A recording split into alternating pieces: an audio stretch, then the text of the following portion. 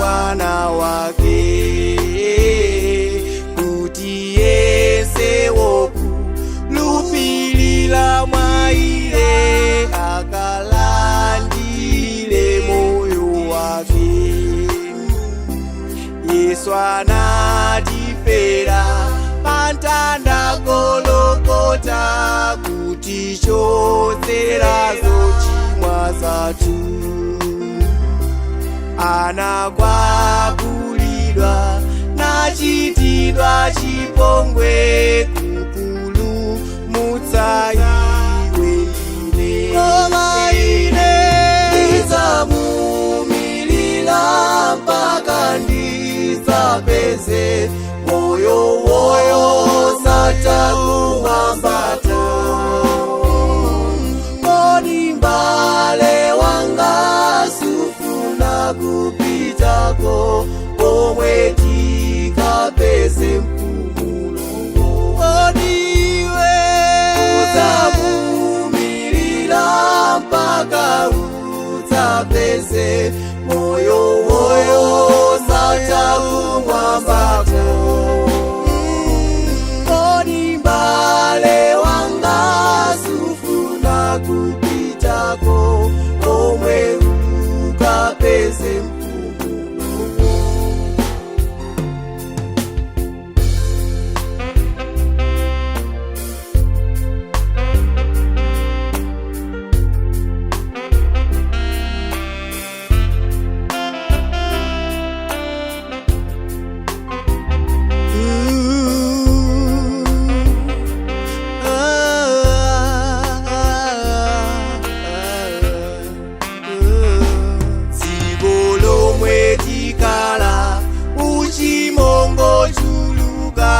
Anthu ambiri talowera sakufuna kumvera mawu ake a Mulungu. Anthu takonda dziko lapansi lino. Yesu anapita kumwamba kwa Tate kukatikonzera ife malo, kuti komwe tikakale pamodzi ndi mfumuyo kunthawi za nthawi zosalika. Koma ine ndidzamumirira mpaka ndidzapeze moyo osatha kumwambato.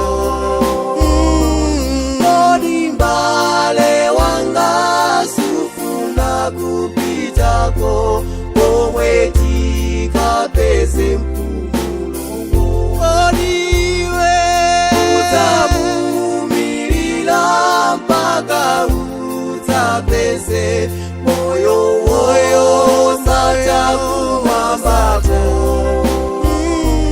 Kodi m'bale wanga sufuna kupitako komwe ukapeze mpumulo?